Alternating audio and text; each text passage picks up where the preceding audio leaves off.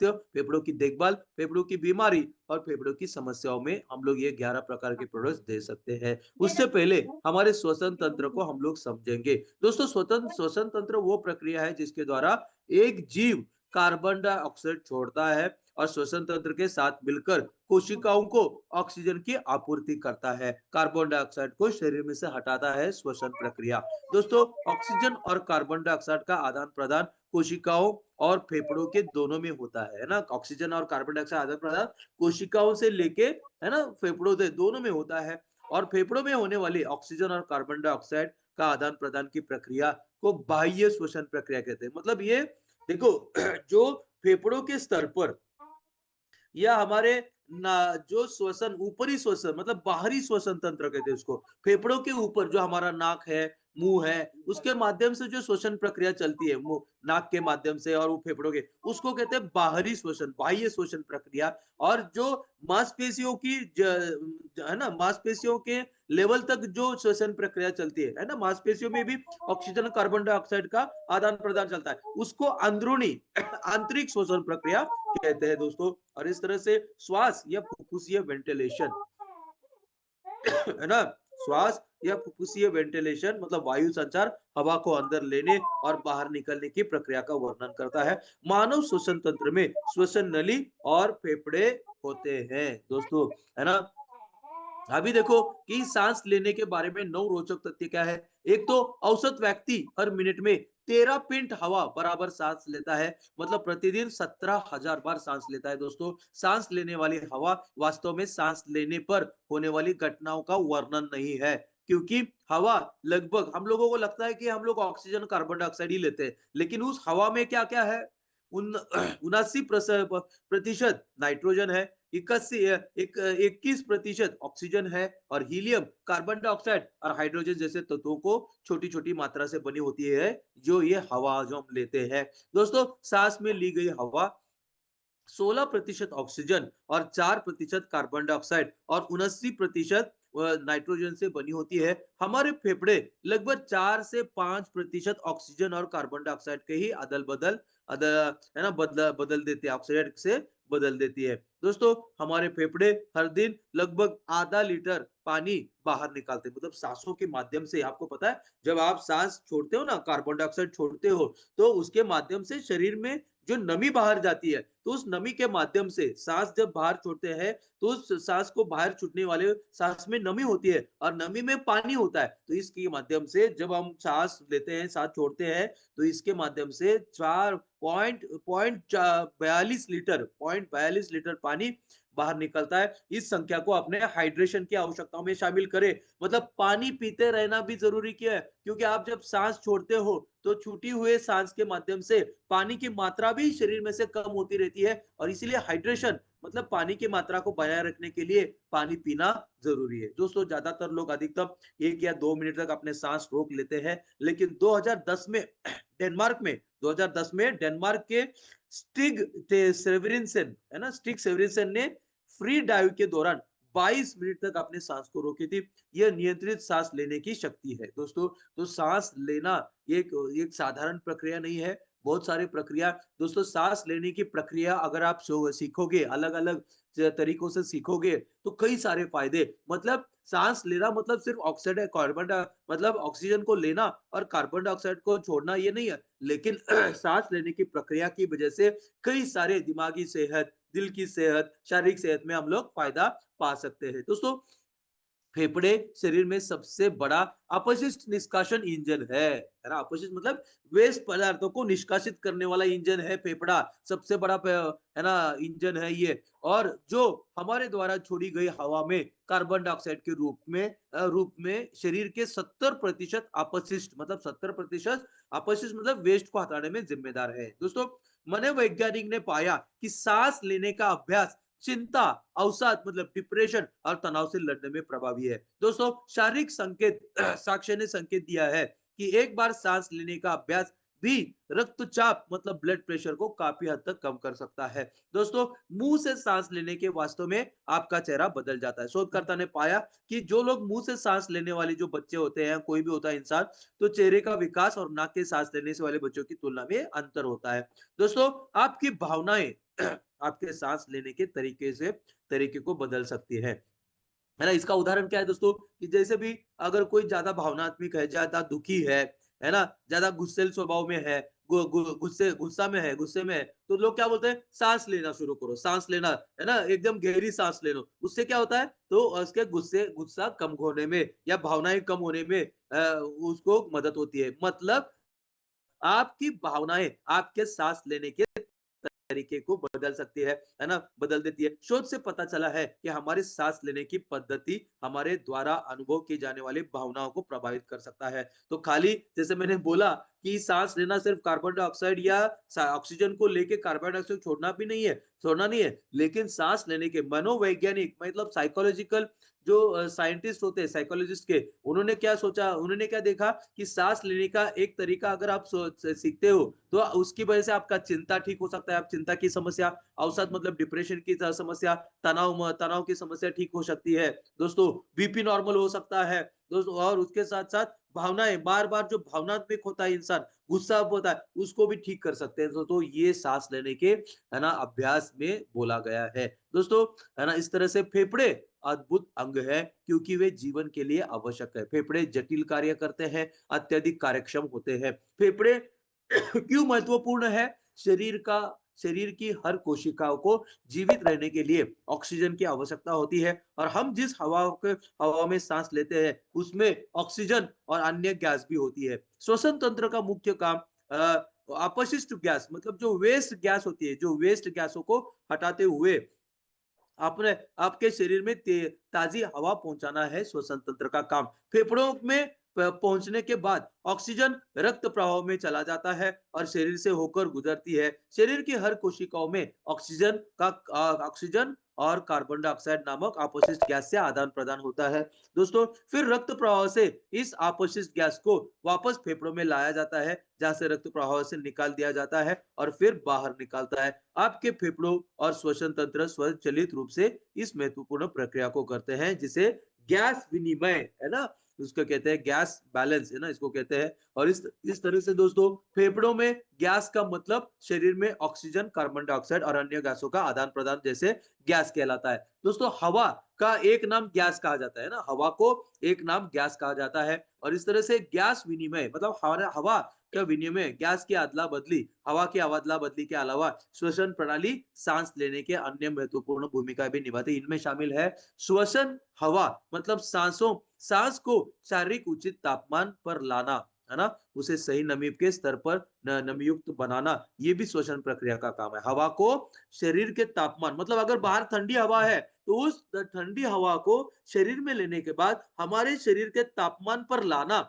ये भी श्वसन तंत्र का काम है और इस तरह और साथ ही साथ उस हवा को नमी युक्त बनाना भी श्वसन तंत्र का काम है। दोस्तों श्वसन हवा मतलब सांस आपके शरीर को हानिकारक पदार्थों से बचाती है जैसे कि खांसी छींकना वायु फिल्टर करने जैसे कफ निष्कासक प्रक्रिया। दोस्तों यहाँ पे मैं ये कहना चाहता हूँ कि खांसी, छींकना और है ना, ये समस्या नहीं है दोस्तों। अगर आपको छींक आ रही है, तो हम सोचते हैं अरे ये इसको सर्दी हो रही है। अगर खांसी आ गई, तो हम लोग बोलते हैं कि इसको खांसी हो गई। दोस्तों खांसी और छींकना शरीर की अच्छी प्रक्रियाओं में से है दोस्तों, है ना? खांसी क्या करती है? गले में जो अगर कोई कीटाणु गया है या कोई गलत पदार्थ गया है, जो हानिकारक है, वो पदार्थों को बाहर निकालने की प्रक्रिया है खांसी। दोस्तों छींकना, नाक में कुछ गलत पदार्थ गया या कुछ कण गया जो हानिकारक है वो छींकने के माध्यम से वो बाहर ना निकल जाता है फटाक से है ना तो खांसी और छींकना ये एक अच्छी प्रक्रिया है ये बीमारी नहीं है ये शरीर की खुद की प्रक्रिया है जिससे शरीर उन गलत चीजों को बाहर निकालने का काम करता है खांसी और छींकने के माध्यम से और ये बहुत जरूरी है दोस्तों और इस तरह से है ना फिल्टर वायु का फिल्टर भी होता है दोस्तों है ना सर्दी और खांसी की छींकने के माध्यम और वायु फिल्टर भी होता है दोस्तों श्वसन हवा आपकी गंध सूंघने की प्रक्रिया में भी मदद करता है खाली कार्बन डाइऑक्साइड और ऑक्सीजन का आदान प्रदान होता है क्या तो यही श्वसन जो है श्वसन प्रक्रिया आपको गंध सूंघने में भी है ना या खुशबू सूंघने में भी गंध सूंघने में भी मदद करता है श्वसन प्रक्रिया दोस्तों है ना और इस तरह से फेफड़े लगातार शरीर को अच्छी तरह से काम करने के लिए जरूरी ऑक्सीजन देने का काम करते हैं। श्वसन तंत्र जीवित रहने के लिए बहुत जरूरी है।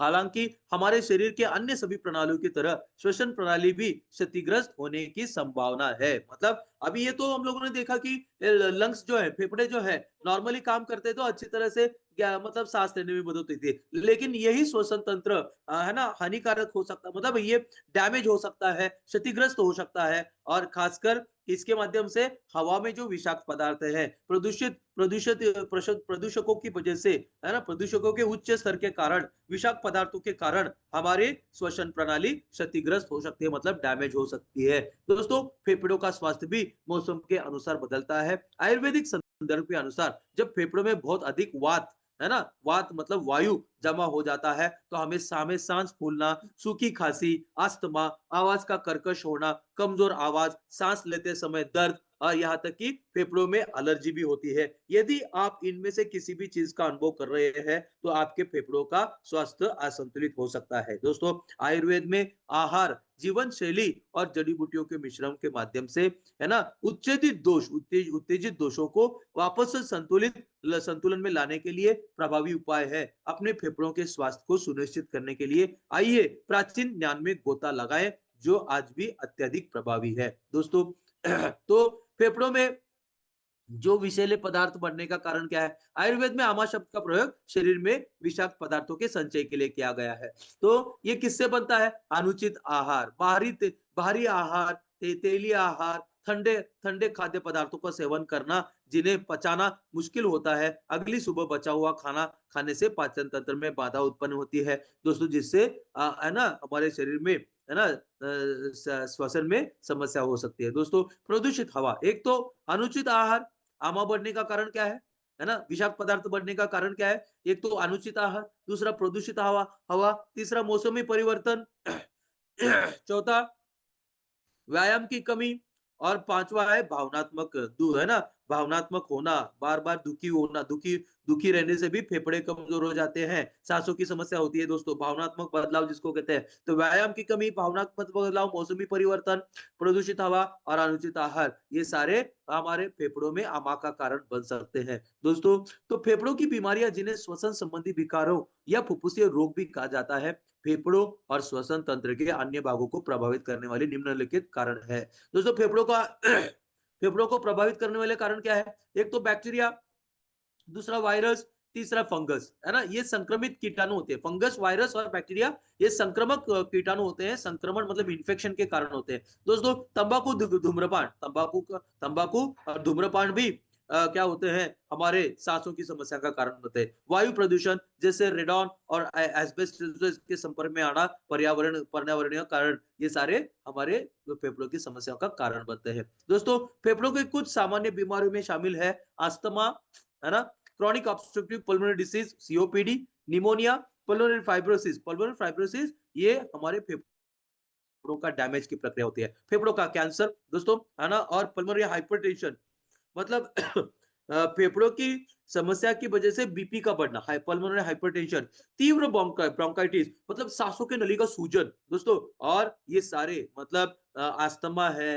क्रॉनिक ब्रोंकाइटिस, सीओपीडी है ना, पल्मोनरी फाइब्रोसिस मतलब फेफड़ों का डैमेज होना है, फेफड़ों का कैंसर, और क्या बोलते हैं, पल्मोनरी एम्बोलिज्म मतलब खून की गुठली जाके फेफड़ों के नसों में अटक जाना, जिससे सांस लेने में तकलीफ होती है। तो खून की गुठली की वजह से भी फेफड़ों की समस्या होती है। और फेफड़ों की कमजोरी की वजह से या डैमेज की वजह से बीपी का बढ़ना, पल्मोनरी हाइपरटेंशन, तीव्र ब्रोंकाइटिस मतलब सांसों के नली के सूजन, ब्रोंकाइटिस, और ये सारे, है ना, फेफड़ों की सामान्य बीमारियों में शामिल है।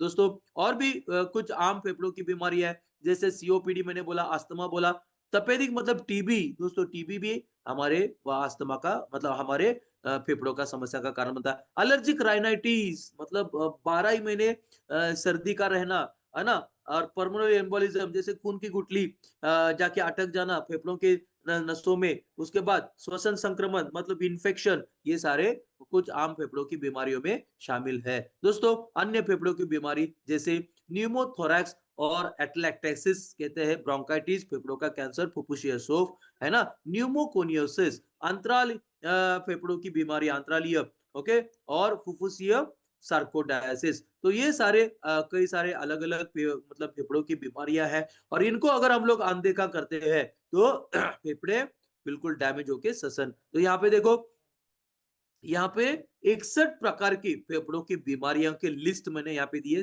61 प्रकार की बीमारियां, इससे भी ज्यादा है, लेकिन 61 प्रकार की बीमारी यहाँ पे दिखाने की कोशिश की है दोस्तों। तो ये था हमारा फेफड़ों फेफड़ों के बारे में जानकारी, फेफड़ों की समस्याएं, फेफड़ों के लक्षण, ये सारे देखा, फेफड़ों का काम कैसा, ये सब हम लोगों ने देखा। तो अभी हम देखते हैं कि धन्वंतरी के प्रोडक्ट है ना, जैसे कि है ना, धन्वंतरी के जो 11 प्रोडक्ट है ये किस तरह से काम करते हैं दोस्तों। तो हमारा पहला प्रोडक्ट है इम्यूरिज। इम्यूरिज में क्या आ जाता है, क्या है दोस्तों, गो जातीय कोलोस्ट्रम या गाय का कोलोस्ट्रम श्वसन स्वास्थ्य में मदद कर सकता है। इम्यूरिज के माध्यम से ऊपरी श्वसन पथ का संक्रमण, यूआरटीआई। ऊपरी श्वसन पथ कौन सा है दोस्तों, आपका नाक, आपका गला, है ना, ये ऊपरी श्वसन पत्र का पद पथ आता है, ऊपरी ऊपरी, अंदर का श्वसन पथ अलग है ना। तो ऊपरी श्वसन पथ का संक्रमण यूआरटीआई, अपर रेस्पिरेटरी ट्रैक्ट इन्फेक्शन जो उसको बोलते हैं। तो ऊपरी श्वसन पत्र संक्रमण के जोखिम को कम करना, है ना। अध्ययनों से पता चला है कि गो जातीय कोलोस्ट्रम के सप्लीमेंटेशन से यूआरटीआई मतलब ऊपरी श्वसन पथ के संक्रमण के विकसित होने से होने के जोखिम को काफी कम करता है। गो जातीय कोलोस्ट्रम, गोप्यूष दोस्तों, श्वसन संक्रमण से लड़ना, गो जातीय कोलोस्ट्रम वयस्कों और बच्चों के श्वसन संक्रमण से लड़ने में मदद कर सकता है। एलर्जी को नियंत्रित करता है, गो जातीय कोलोस्ट्रम एलर्जी को नियंत्रित करता है, करने में मदद करता है। और जो खिलाड़ी लोग होते हैं, एथलीट्स होते हैं, खिलाड़ी लोग, उनमें भी भाग दौड़ करके, व्यायाम करके फेफड़े कमजोर हो जाते हैं। ऐसे खिलाड़ियों में फेफड़े को मजबूत करना, है ना, करते हुए सांसों को नॉर्मल तरीके से मदद करता है ना, ऐसे खिलाड़ी लोगों में। और जिन लोगों को कोविड की समस्या है, तो कोविड में तो हमारे डॉक्टर स्वाति खातून मैडम ने 200 पेशेंट के ऊपर, है ना, इम्यूरिज को इस्तेमाल करके ये साबित कर दिया कि कोविड में सबसे बढ़िया इलाज क्या है, तो हमारा इम्यूरिज। तो इम्यूरिज हमारे ऊपरी श्वसन पथ के संक्रमण के लिए, वो इम्यूरिज, है ना, श्वसन पथ संक्रमण से लड़ने के लिए, एलर्जी को नियंत्रित करने के लिए, एथलीटों मतलब खिलाड़ियों को लाभ पहुंचाने के लिए, और संभावित रूप से कोविड 19 के स्थिति में भी हम लोग इम्यूरिज का इस्तेमाल कर सकते हैं दोस्तों। गो जातीय कोलोस्ट्रम की संरचना में, गो जातीय कोलोस्ट्रम मतलब गोपीयूष में क्या है, lactoferrin, immunoglobulin, transforming growth factor alpha and beta, है ना, और कई सारे बायोएक्टिव तत्व शामिल है गोपीयूष में, जो श्वसन रोगों के खिलाफ सुरक्षात्मक प्रभावों को संबंधित है गोपीयूष। और इस तरह से सांसों की जो समस्या है, सांसों की समस्या है, उसको भी एक तरह से फायदेमंद है गो जातीय कोलोस्ट्रम इम्यूरिज के माध्यम से।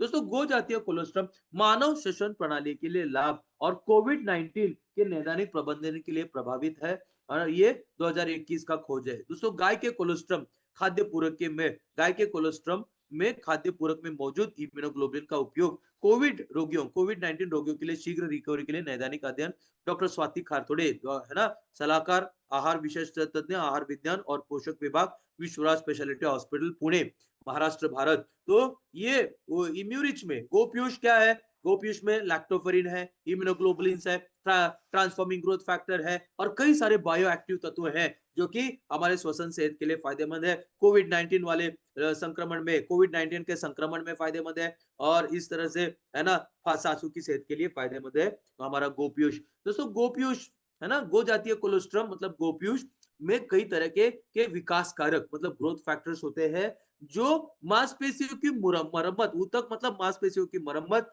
और पुनर्जनन पुनर्जनन में सहायता कर सकते हैं। अध्ययनों से पता चला है कि गो जातीय कोलोस्ट्रम का सेवन मनुष्यों में श्वसन पथ के संक्रमण के खिलाफ प्रतिरोधक क्षमता को बढ़ाता है। गो जातीय कोलोस्ट्रम में इम्यूनोग्लोबुलिन पेप्टाइड एक समृद्ध स्रोत है, और गोपीयूष में इम्यूरिच में रोगाणुरोधी मतलब कीटाणु विरोधी गुण होते हैं। इम्यूनोमॉड्यूलेटरी मतलब रोग प्रतिकार क्षमता को मजबूत बनाने वाले मतलब तत्व होते हैं। और गो जातीय कोलोस्ट्रम एलर्जी के अलावा बैक्टीरिया और वायरस सहित कई रोग जनकों को रोक सकता है ना। और इस तरह से गोपीयूष के बारे में यहाँ बात चल रही है दोस्तों। इस बात का प्रमाण बढ़ रहा है कि कोलोस्ट्रम का सप्लीमेंटेशन श्वसन पथ के संक्रमण की घटनाओं को कम कर सकता है। और ये कब बोला गया, 2007 में बोला गया, और 2016 में भी बोला गया कि गोपीयूष जो है, जो बैक्टीरिया का श्वसन पथ का संक्रमण है, ऐसे श्वसन पथ के संक्रमण को घटनाओं को कम करता है दोस्तों। है ना। गो जातीय कोलोस्ट्रम में इम्यूनोग्लोबुलिन और पेप्टाइड का एक समृद्ध स्रोत है गोपीयूष, और इसमें रोगाणुरोधी और प्रतिरक्षा विनियमन गुण होते हैं। हमने पाया है कि गो गाय के कोलोस्ट्रम के सप्लीमेंट से लिम्फोसाइट लिम्फोसाइट जो लगने लड़ने वाली कोशिकाएं होती है ना, लिम्फोसाइट इनकी संख्या को बढ़ाते हुए, है ना, बढ़ाते हुए गंभीर रूप से बीमार रोगियों में नोसोकोमियल संक्रमण, नोसोकोमियल मतलब अस्पताल में भर्ती होने के बाद होने वाले संक्रमण की घटनाओं को कम किया जाता है। दोस्तों, गो जातीय कोलोस्ट्रम में रोगाणुरोधी और रोग प्रतिकार क्षमता को विनियमन करने में गुण होते हैं, और इस तरह से, है ना, गोपीयूष गो जातीय कोलोस्ट्रम पोषक तत्वों से भरपूर दूध, जिसमें इम्यूनोग्लोबुलिन, वृद्धि कारक मतलब ग्रोथ फैक्टर्स और अन्य जैव सक्रिय यौगिक होते हैं, जो ऊपरी वायु मार्ग में श्लेष्म श्लेष्म मतलब कफ मतलब बलगम को, है ना, श्लेष्म की परत नहीं, श्लेष्म मतलब ये आवरण, अंदरूनी आवरण होता है। श्लेष्म मतलब आवरण होता है, अंदरूनी आवरण जो गीला आवरण होता है। नाक के अंदर भी गीला आवरण है कि नहीं दोस्तों, उसको श्लेष्म कहते हैं। तो श्लेष्म परत को पुनर्जीवित करता है दोस्तों। और आपको पता है नाक के अंदर ये जो गीलापन है वो सुरक्षा के लिए है दोस्तों। मतलब कोई भी कीटाणु, है ना, ये श्लेष्म इतना ताकत होता है, ये जो गीलापन है इतना ताकतवर होता है, कोई भी वायरस को नाक मतलब फेफड़ों में जाने से अंदर पहले ही वहां पे ये जो श्लेष्म है चिपक जाता है। वहां पे ये जो गीलापन है नाक के अंदर, इस श्लेष्म को चिपक जाता है वायरस और बैक्टीरिया, और ये श्लेष्म उस वायरस बैक्टीरिया को खत्म कर देता है। मतलब इतना ताकतवर है हमारा शरीर की प्रक्रिया कि उसको नाक में ही खत्म कर देता है, और बहुत कम बैक्टीरिया और वायरस हमारे नाक के माध्यम से, है ना, फेफड़ों में चली जाती है और फेफड़ों में डैमेज करती है। लेकिन यहाँ पे देखो, सुरक्षा सुरक्षा की परत कौन सी है? श्लेष्म परत। उसको क्या करता है गोपीयूष? पुनर्जीवित करता है। श्लेष्म की परत को पुनर्जीवित करने में मदद करता है, और इस तरह से ऊपरी श्वसन पथ के संक्रमण के जोखिम को कम करता है गोपीयूष। बहुत बढ़िया दोस्तों, ये गोपीयूष के बाद इम्यूरिश के बाद आता है कैप्सूल डिटॉक्सिफाई। और दोस्तों, कैप्सूल डिटॉक्सिफाई में रसना है दोस्तों। रसना अस्थमा, फुफ्फुसीय बीमारियां, ब्रोंकाइटिस मतलब सांसों की नली की सूजन और सीने में दर्द जैसे श्वसन समस्याओं के इलाज में उपयोगी है रसना। कैप्सूल डिटॉक्सिफाई में रसना के बाद आता है है ना, रसना रक्त को शुद्ध करता है और विषैले पदार्थों को बाहर निकालने के गुणों के कारण विषाक्त पदार्थों को कम करता है रसना। रसना के बाद आता है शिरीष। दोस्तों, शिरीष भी शरीर में विषाक्त पदार्थों को बेअसर करने के लिए बड़े पैमाने पर सिफारिश की गई है। शिरीष का उपयोग श्वसन संबंधी कष्ट जैसे ब्रोंकियल अस्थमा, दोस्तों ब्रोंकियल अस्थमा में तो दुनिया में इलाज नहीं है, लेकिन ब्रोंकियल अस्थमा को उपचार में मदद करता है। शिरीष त्रिदोषों, है ना, त्रिदोष मतलब वात पित्त कफ। दोस्तों ये दोष मतलब दोष नहीं है, ये ये जो दोष है ना, ये हमारे शरीर की अंदरूनी प्रक्रिया है, और यही दोष मतलब वात पित्त कफ, ये जो त्रिदोष है, तीनों दोष है, ये हमारे शरीर की प्रक्रिया है, और इन दोषों को बैलेंस करना, संतुलित करना भी शिरीष काम करता है। शिरीष अस्थमा, खांसी, पुरानी सर्दी, फ्लू, एलर्जिक राइनाइटिस मतलब 12 ही महीने सर्दी, एलर्जिक राइनाइटिस, ब्रोंकाइटिस मतलब सांसों की नली का सूजन, एलर्जी के इलाज में उपयोग किया जाता है। दोस्तों, सीरीज के बाद आता है निर्गुंडी। निर्गुंडी दमा के लक्षण, ब्रोंकाइटिस मतलब सांसों की नली का सूजन, ब्रोंकाइटिस, एलर्जी और सांस लेने में कठिनाई जैसे सांस की बीमारियों के ठीक करने में प्रभावी है निर्गुंडी। निर्गुंडी का उपयोग कफ को हटाकर, है ना, कफ मतलब बलगम को हटाकर स्वस्थ श्वसन तंत्र, श्वसन प्रणाली की मदद करते हैं निर्गुंडी। निर्गुंडी हवा के लिए खुले मार्ग का वेंटिलेशन में सुधार करने में मदद करता है, श्वास को सामान्य करता है निर्गुंडी। दोस्तों, डिटॉक्सिफाई में अगला है नींब पत्रा मतलब नीम के पत्ते, है ना। तो नीम के पत्ते खांसी से राहत देने में मदद करते हैं डिटॉक्सिफाई के माध्यम से, और संक्रामक श्वसन समस्याओं को बहुत प्रभावी प्रभावी है। और नींबू पत्रा कीटाणु विरोधी गुण होते हैं दोस्तों। नींबू पत्रा के बाद आता है कुष्ठा। दोस्तों, कुष्ठा एक आयुर्वेदिक जड़ी बूटी है जिसका उपयोग श्वसन रोग आदि के उपचार में किया जाता है। कुष्ठा खांसी और सर्दी से राहत देता है। कुष्ठा श्वासहारा मतलब अस्थमा, सीओपीडी और अन्य श्वसन रोगों में उपयोगी है। कुष्ठा के बाद आता है अर्जुना। अर्जुना भी श्वसन प्रणाली के लिए एक जड़ी बूटी है जो कफ को दूर करने के लिए मदद करता है और खांसी से राहत देता है। दोस्तों, अर्जुन ब्रोंकाइटिस मतलब सांसों की नली के सूजन, ब्रोंकाइटिस और अस्थमा के इलाज में व्यापक रूप से उपयोगी है, और दारू हल्दी एलर्जिक प्रक्रियाओं को रोकता है। दारू हल्दी। तो ये था डिटॉक्सिफाई। इस डिटॉक्सिफाई में निर्गुंडी की एक वे विशेषता है, निर्गुंडी, है ना, निर्गुंडी विशेषता इसे आयुर्वेदिक उत्पादों में पसंदीदा घटक बनाती है निर्गुंडी को। श्वसन रोग जैसे ब्रोंकाइटिस, अस्थमा और निमोनिया को लक्षित करती है निर्गुंडी। दोस्तों क्या डिटॉक्सिफाई में अगला है भौम्य अम्ल की। भौम्य अम्ल की कई प्रजातियां होती है ना? और कुछ प्रजातियां भौम्य अम्ल की फेफड़ों और स्तन के कैंसर के मेटास्टासिस को रोकने में मदद करती है। मतलब स्तन के कैंसर को है ना फेफड़ों में मतलब फैलने की जो प्रक्रिया होती है उसको रोकने में मदद करती है ना कैप्सूल डिटॉक्सिफायर के माध्यम से। तो कैप्सूल डिटॉक्सिफायर के बाद आता है हमारा ओमेगा रिच। दोस्तों कैप्सूल ओमेगा रिच सूजन और चोट को कम करके सूजन को ठीक करने और गांव को मरम्मत करने में करके मदद करके फेफड़ों के स्वास्थ्य को बनाए रखने में मदद करता है ओमेगा रिच। ओमेगा रिच है ना सूजन विरोधी गुण होते हैं ओमेगा रिच में। फेफड़ों के कार्य में गिरावट को धीमा करने में मदद कर सकता है। फेफड़ों के कार्य में सुधार करता है ओमेगा रिच। ओमेगा रिच फुफ्फुसीय फाइब्रोसिस मतलब जो हमारे फेफड़ों का डैमेज होता है ऐसे फुफ्फुसीय फाइब्रोसिस मतलब फेफड़ों के डैमेज वाले लोगों में फेफड़ों के कार्यों को जीवित रहने में सुधार करने में मदद करता है ओमेगा रिच। और chronic obstructive pulmonary disease COPD जैसे खतरनाक फेफड़ों की बीमारी के जोखिम को कम करने में मदद करता है ओमेगा रिच। ओमेगा रिच दोस्तों है ना ओमेगा रिच सीओपीडी के विकास को रोकने में मदद करता है। दोस्तों सीओपीडी बहुत ही खतरनाक स्थिति होती है। क्रॉनिक ऑब्स्ट्रक्टिव पल्मोनरी डिसीज बोलते हैं उसको सीओपीडी को। तो सीओपीडी के विकास को रोकने में मदद करता है ओमेगा रिच। बैक्टीरिया से होने वाले फेफड़ों के संक्रमण को जोखिम को कम करता है ओमेगा रिच। सीओपीडी से जुड़ी बैक्टीरिया से होने वाले फेफड़ों के संक्रमण को कम करने में मदद करता है। पुरानी खांसी कफ और घरघराहट गले में घरघराहट को जोखिम को कम करता है ओमेगा रिच। और पुरानी खांसी रात में खांसी कफ की संभावना को कम करने में मदद कर सकता है ओमेगा रिच। ओमेगा रिच के बाद आता है दोस्तों हल्दी है ना ओरैक 99 लोजेंजेस। ओरैक 99 के लोजेंजेस जिसमें हल्दी हल्दी में पाए जाने वाला एक यौगिक कुरकुमिन सूजन और ऑक्सीडेटिव तनाव को कम करके फेफड़ों के स्वास्थ्य की मदद कर सकता है। और हल्दी के माध्यम से कुरकुमिन तीव्र और दीर्घकालिक फेफड़ों की बीमारियों में मदद कर सकता है जिनमें शामिल है तीव्र फेफड़ों की चोट मतलब है ना एक्यूट लंग इंजुरी है ना कुरकुमिन फेफड़ों की सूजन और फेफड़ों के मांसपेशियों की सूजन और जो हाइपोक्सिया मतलब ऑक्सीजन की कमी को कम करके ऑक्सीजन को बढ़ाता है ओरैक 99 के लोजेंजेस हल्दी। और chronic obstructive pulmonary disease COPD है ना सीओपीडी में कुरकुमिन सूजन की प्रक्रिया और फेफड़ों की चोट को बेहतर कम करने में मदद कर सकता है। तो इस तरह से रेडिएशन प्रेरित पल्मोनरी फाइब्रोसिस जिन लोगों को रेडिएशन की वजह से फेफड़े डैमेज हो गए हैं ऐसे फेफड़ों के है ना तो ओरैक 99 के माध्यम से हल्दी का तत्व कुरकुमिन है ना जीवित रहने में सुधार करने में मदद कर सकता है।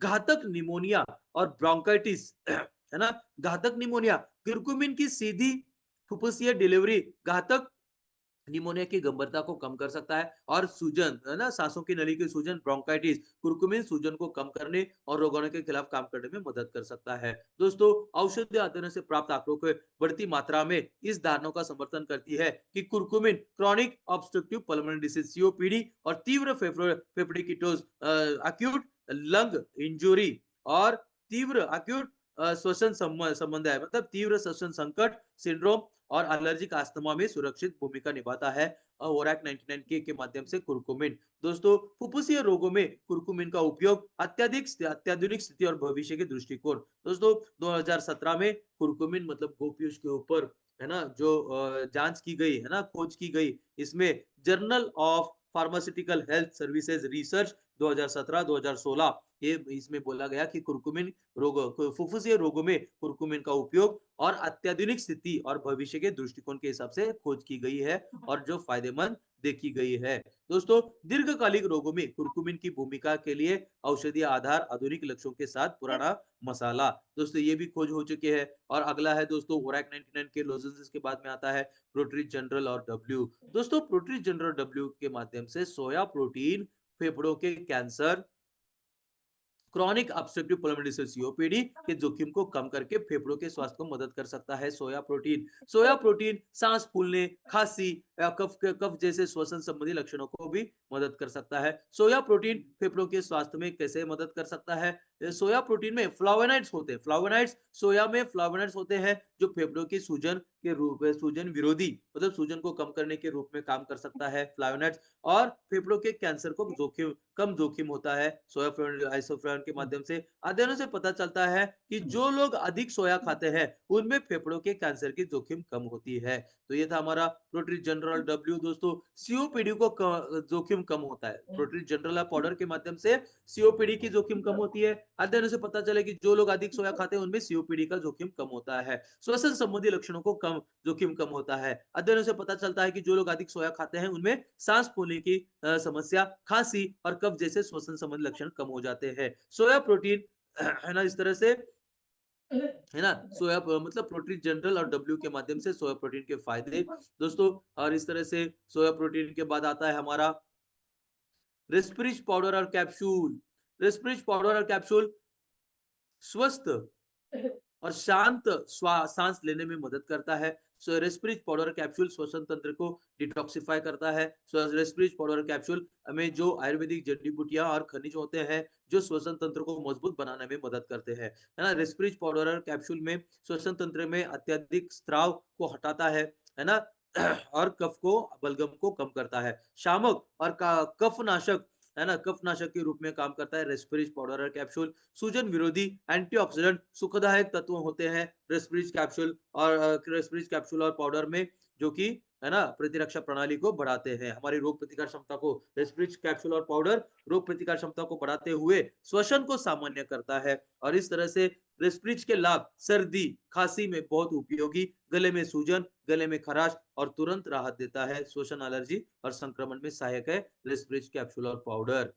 दोस्तों, रेस्पिरिज पाउडर और कैप्सूल में क्या क्या है? कंटकारी, पुनर्नवा, अर्जुन का पेड़, है ना, तुलसी, कड़ी पत्ता, ये सारे रेस्पिरिज पाउडर और कैप्सूल की जड़ी बूटियां है दोस्तों। और तो है ना, इस तरह से रेस्पिरिज पाउडर कैप्सूल सांसों की सेहत और पुरानी सर्दी, ऐसे सांसों की सेहत के साथ सर्दी खांसी सरी सारी स्थितियों में फायदेमंद है रेस्पिरिज कैप्सूल और पाउडर। उसके बाद दोस्तों, हैबिक्योर। हैबिक्योर की आदत क्या, अभी यहाँ पे हैबिक्योर का क्या फायदा है दोस्तों? जिन लोगों को सिगरेट की वजह से या तंबाकू की सेवन की वजह से जो सांसों की समस्या होती है, ऐसे सिगरेट और तंबाकू के सेवन के आदत को कम करके, है ना, आदत को कम करके सांसों की सेहत में मदद कर सकता है हैबिक्योर। आदतों को छुड़ा के सांसों की सेहत में मदद कर सकता है हैबिक्योर। तो आदत को तंबाकू और सिगरेट की आदत को छुड़ाते हुए सांसों की सेहत के में फायदेमंद हो सकता है हैबिक्योर। हैबिक्योर के बाद आता है एंटी एलर्जिक सिरप। दोस्तों, एंटी एलर्जिक सिरप विशेष पोषक आयुर्वेदिक सप्लीमेंट शरीर की इम्यूनिटी को मजबूत बनाता है। एंटी एलर्जिक सिरप पहले उपयोग से पहले उपयोग से ही त्वरित क्रियाशील और प्रभावी है। एंटी एलर्जिक सिरप अस्थमा रोगियों के लिए बहुत अच्छा प्रतिरक्षा रोग प्रतिकार क्षमता बढ़ाने वाला सप्लीमेंट है। एंटी एलर्जिक सिरप प्रदूषण और एलर्जी के कारण सांस की तकलीफ में राहत देता है। एंटी एलर्जिक सिरप श्वसन नली पथ को शुद्ध करता है। Anti allergic syrup anti bacterial मतलब कीटाणु विरोधी, एंटी फंगल मतलब फंगल विरोधी और स्पाज्मोलाइटिक के रूप में काम करता है। एंटी एलर्जिक सिरप साइनसाइटिस, छींकना, बहती नाक, मौसमी एलर्जी, धूल की एलर्जी, अस्थमा एलर्जी में फायदेमंद है एंटी एलर्जिक सिरप। दोस्तों, उसके बाद हमारा स्पिरुलिना आता है। स्पिरुलिना एक नीला हरा शैवाल है जो सूजन और ऑक्सीडेटिव क्षति को कम करके फेफड़ों के स्वास्थ्य में मदद कर सकता है। स्पिरुलिना एलर्जी के लक्षण खांसी और chronic obstructive pulmonary disease COPD में मदद कर सकता है। फेफड़ों के स्वास्थ्य के लिए फायदेमंद है स्पिरुलिना। सूजन को कम करता है, फेफड़ों के सूजन को कम करता है, सांसों की नली की सूजन को कम करता है। अस्थमा और सिगरेट की धुएं के कारण होने वाले सांसों की समस्या सूजन को कम कर सकता है spirulina.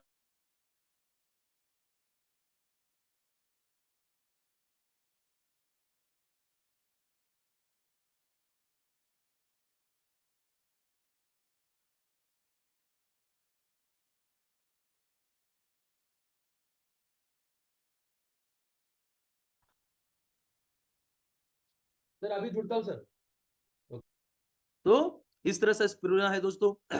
CCR life care, cancer की स्थिति में अगर फेफड़ों का कैंसर है तो ऐसे के स्थिति में सीसीआर लाइफ केयर जूस हम लोग दे सकते हैं। इसके माध्यम से नवचेतना कल्पम भी टॉनिक की तरह काम करता है, फेफड़ों को मजबूत करता है, श्वसन समस्याओं में फायदेमंद है नवचेतना कल्पम। दोस्तों, इस तरह से हमारे श्वसन नली की जो सेहत है ना, यहाँ पे ये जो 11 प्रकार के प्रोडक्ट हम लोगों ने देखे, ये बहुत ही फायदेमंद है और ताकतवर प्रोडक्ट है दोस्तों। आज की स्थिति में जहाँ पे सारे एंटीबायोटिक और एलोपैथिक दवाइयाँ काम करना बंद कर रही हैं, एडमिट होने के बाद भी, है ना? एडमिट होने के बाद भी जहाँ पे साँसों की सेहत में फ़ायदा नहीं हो रहा है, वहाँ पे अगर हम लोग इन प्रोडक्टों को देते हैं, तो 100% फ़ायदा होता है दोस्तों। तो यहाँ पे मैं रुकता हूँ दोस्तों, बहुत-बहुत धन्यवाद और मुझे थोड़ा-सा निकलना है, तो मैं आपको यहाँ से, है ना, यहाँ पे थोड़ा मैं मीटिंग को छोड़ रहा हूँ। धन्यवाद दोस्तों और धन्यवाद, प्रश्न धन्यवाद जो सर। रहेंगे बहुत अगली बार करेंगे। Okay sir.